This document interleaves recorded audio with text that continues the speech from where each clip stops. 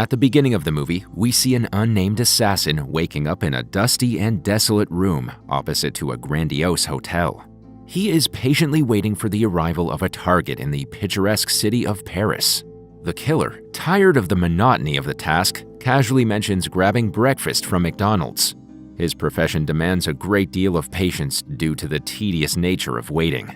By the 6th day, the killer receives a crucial ultimatum from his handler: complete the job within the next 24 hours. Fortunately, the target finally appears that same night, accompanied by a woman.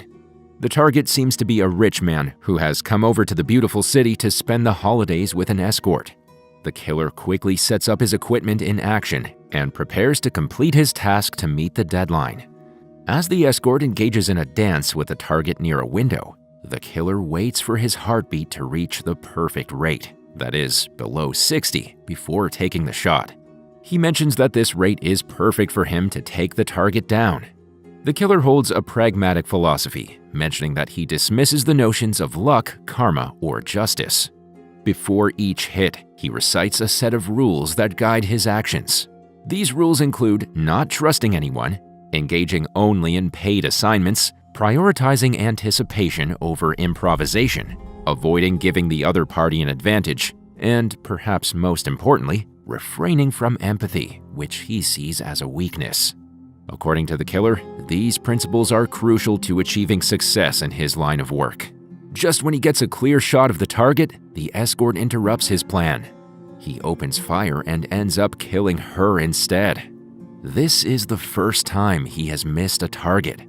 Having missed his aim, the assassin not only loses his opportunity to get paid in hefty amounts, but also realizes that the intended victim is now under strict protection. In the next scene, the killer quickly packs his things and rushes out of the rusty building. He hops on his scooter, all the while realizing that the cops are now swarming the hotel. The assassin then stops his scooter and leaves it on the road to avoid any suspicions. Having disposed of his rifles, he goes to a public bathroom, shaves, and changes his appearance. He then heads to the airport to book a flight for the day after. There, he sees a mysterious man in a suit, whom he believes is an assassin just like him. He assumes that the man is sent to kill him. That evening, when he goes to the hotel room, he gets a call from his handler, Hodges. The latter says that he made a grave mistake by not taking down the target. Hearing this, the assassin becomes restless and he is unable to sleep that night. He holds a knife in his hand and sits on a couch. He's afraid that the man from the airport might come over to finish him at any moment. Thankfully, nothing happens that night and the killer safely catches his flight. Returning to his secret hideout in the Dominican Republic, he sees some cigarette butts on the ground and a mysterious footprint. He rightfully realizes that someone was here earlier. The killer then quickly takes out his gun and carefully moves inside his house. After a while, he discovers a scene of chaos. Blood all over the wall of his room with his girlfriend, Magdala, missing. He realizes that she must have been hurt. Soon after, he goes to the hospital where his girlfriend Magdala is battered and bruised and lying in the hospital bed. Barely holding on to life, she reassures him that she didn't reveal anything about him to her assaulters. Her protective brother is also present there, and he blames the killer for what happened to her. He then provides crucial information about the assailants, mentioning that there were two people, one male and another female. They had come to eliminate the killer, but when they did not find him, they tried to kill Magdala.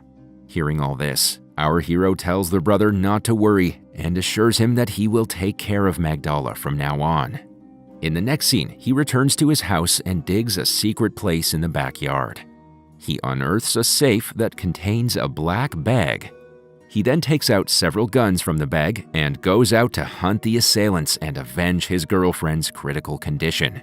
Firstly, he goes to the airport to find the cab driver who transported the attackers to his hideout. However, he realizes that all the cabs are of the same color, so there must be a company to manage the vehicles.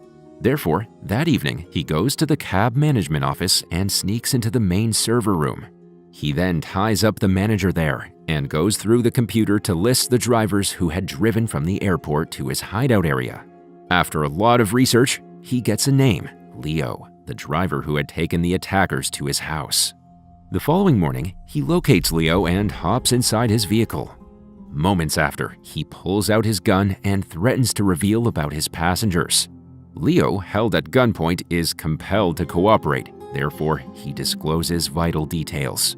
It is revealed that the assailants included a very large man who seemed like he needed medical attention because of his weight, and a middle-aged woman with a distinctive appearance. She had white-colored hair.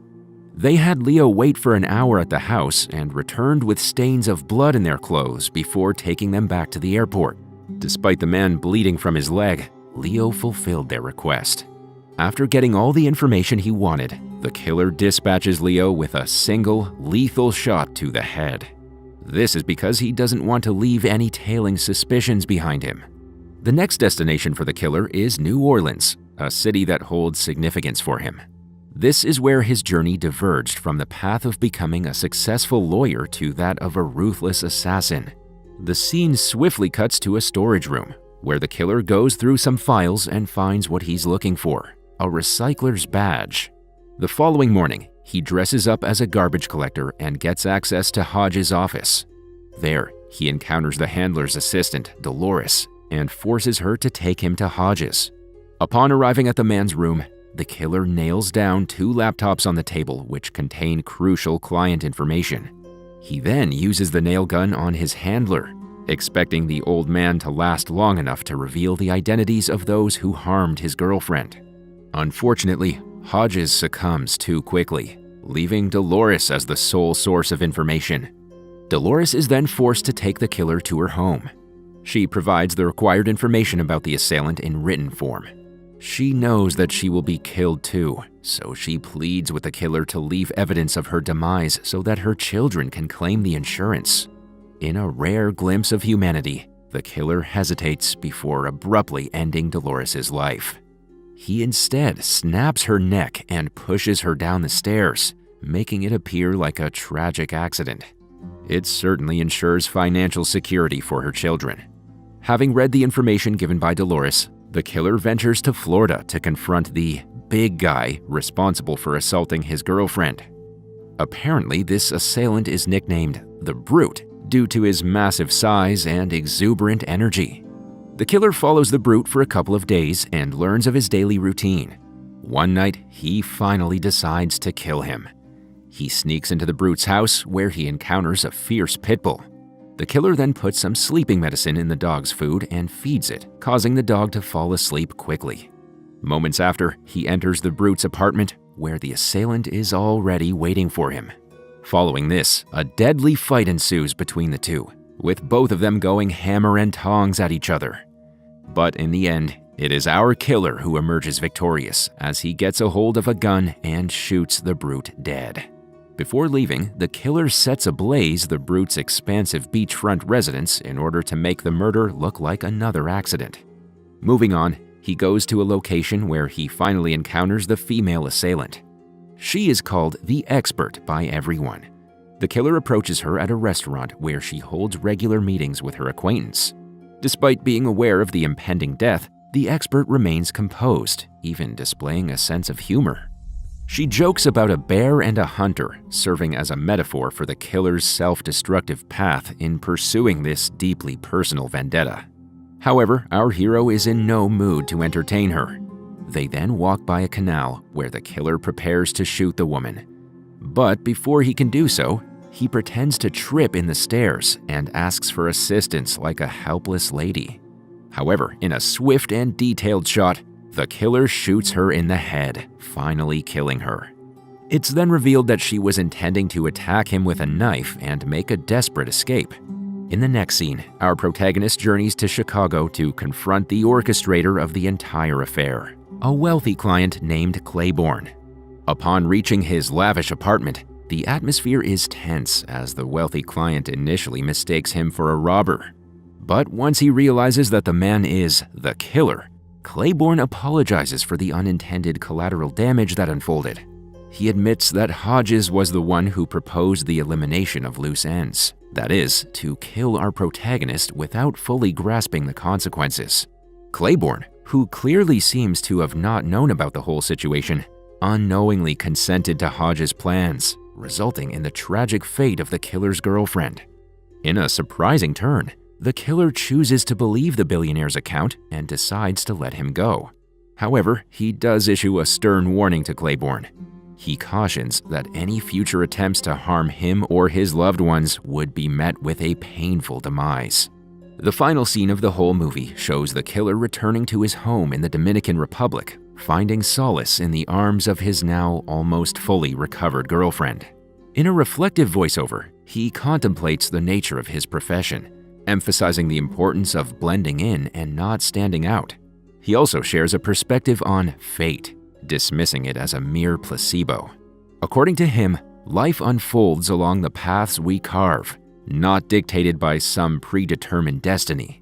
Despite his apparent freedom to choose his course and be with his girlfriend, there's an underlying sense that the allure of his work may pull him back sooner than later.